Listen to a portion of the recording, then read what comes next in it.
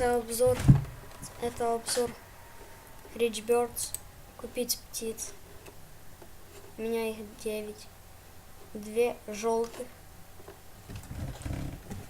Есть склад яиц. И вот нести на склад.